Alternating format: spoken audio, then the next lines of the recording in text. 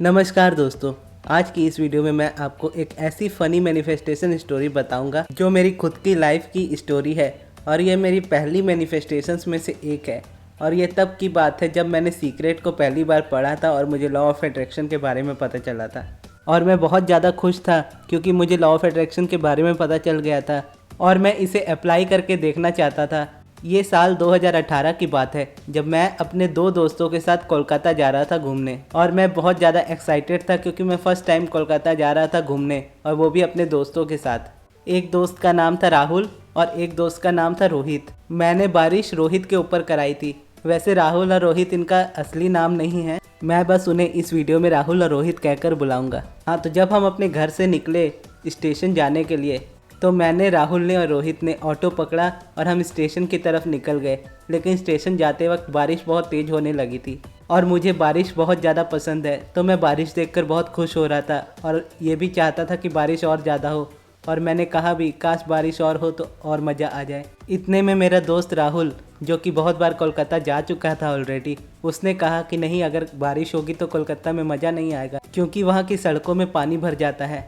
तो उसकी ये बात सुनकर मैंने मजाक में कहा, ठीक है बारिश हो लेकिन सिर्फ रोहित के ऊपर हो, हमारे ऊपर ना हो, इससे हम घूम भी सकेंगे और रोहित के ऊपर बारिश भी हो जाएगी। और ये मैंने जस्ट मजाक में कही थी बात, और मुझे नहीं पता था ये बात ऐसे सच हो जाएगी। फिर उसके बाद जब हम स्टेशन पहुँचे तब बारिश रुक चुकी थी और टाइम लगभग रात के 10 बजे का था और हमारी ट्रेन 11 से 11:30 के बीच में थी। मुझे एग्जैक्ट टाइम नहीं याद, लेकिन हम 10 बजे के आसपास अपने स्टेशन में पहुंच चुके थे और बारिश वहां पर रुक चुकी थी और हमें वेट करना था अपनी ट्रेन के लिए। और हम बोर हो रहे थे तो हम चाय पीने के लिए चले गए छोटी सी टपरी में। वहाँ जब हमने चाय खरीदी तो सबसे पहले राहुल ने चाय ली और वो वापस आया। उसके बाद मैं गया, मैंने अपनी चाय ली और मैं वापस आया। उसके बाद आई रोहित की बारी। रोहित गया चाय लेने, उसने चाय पकड़ी और अपनी चाय लेकर वो जैसे ही घूमा हमारे पास आने के लिए, तभी एक तेज़ हवा का झोंका आया और उस टपरी में जो तिरपाल लगी हुई थी उसके ऊपर बारिश का पानी जमा हुआ था। और हवा का झोंका इतनी तेज आया कि उस तिरपाल का सारा पानी उड़कर मेरे दोस्त रोहित के ऊपर आके गिरा और वो पूरी तरह बारिश के पानी से भीग गया। और हमने फिर उसका बहुत मजाक उड़ाया और हम बहुत हंसे। तब से लेकर रोहित आज तक मुझसे डर कर ही रहता है और उसे हमेशा ये बात लगती है कि मैं जो भी बोलूँगा वो बात उसके लिए सच हो जाएगी। इसलिए अगर उसे लाइफ में कुछ भी चाहिए होता है तो वो बोलता है कि तुम एक बार अपने मुंह से बोल दो, मेरे लिए वो चीज़ सच हो जाएगी। ऐसे ही हमने एक बार एक छोटा सा एक्सीडेंट भी मैनिफेस्ट कर लिया था। और ये मैनिफेस्टेशन स्टोरी मैं आपको सिर्फ अवेयरनेस के लिए बता रहा हूँ ताकि आप अपनी लाइफ में कुछ ऐसा अट्रैक्ट ना करें। उस वक्त मेरे दोस्त रोहित के पास एक बाइक होती थी LML की, जो कि उसके पापा की थी, और वो गाड़ी लेके हमेशा मेरे घर आया करता था। और वो हमेशा, उसकी आदत थी कि वो गाड़ी बहुत तेज़ चलाता था। उस दिन वो आया और मैं उसकी गाड़ी में बैठा और मैंने गाड़ी में उसकी बैठते साथ उससे कहा, मुझे लगता है कि आज हम ज़रूर गिरने वाले हैं। और जैसा मैंने बोला था एग्जैक्ट वैसा ही हुआ।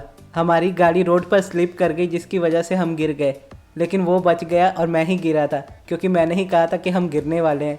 गिरा वो भी, लेकिन उसे उतनी चोट नहीं आई जितनी मुझे आई। और ये एक्सीडेंट वाली स्टोरी कलकत्ता जाने वाली स्टोरी से पहले वाली है।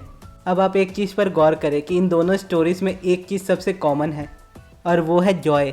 क्योंकि जब मैंने कहा था कि बारिश हो और जब मैंने कहा था कि आज हम गिरने वाले हैं, तो दोनों ही टाइम में मैं बहुत एक्साइटमेंट वाले मूड में था और बहुत खुशी के मूड में था। कोलकाता जाने वाले टाइम में तो कुछ ज़्यादा ही मैं एक्साइटेड था क्योंकि मैं पहली बार आउट ऑफ टाउन जा रहा था अपने दोस्तों के साथ। और मैंने मजाक मजाक में बात कह दी थी कि मेरे दोस्त के ऊपर, अकेले के ऊपर बारिश हो, और वैसा हो भी गया। इसीलिए मैं आपको मैनिफेस्टेशन के लिए एक चीज़ सिंपल बताना चाहता हूँ कि अगर आप अपनी लाइफ में जो भी मैनिफेस्ट करना चाहते हो, आप बिना अलाइनमेंट में रहे नहीं कर सकते उसे। और अलाइनमेंट वही है जब आप जॉय की फ्रीक्वेंसी में होते हो या ग्रैटिट्यूड की फ्रीक्वेंसी में होते हैं। एकदम शॉर्ट में कहूँ तो जब आप बहुत खुश होते हैं, और जब आप बहुत ज़्यादा खुश रहते हैं उस वक्त आपकी बोली हुई चीज़ें जल्दी पूरी हो जाती है।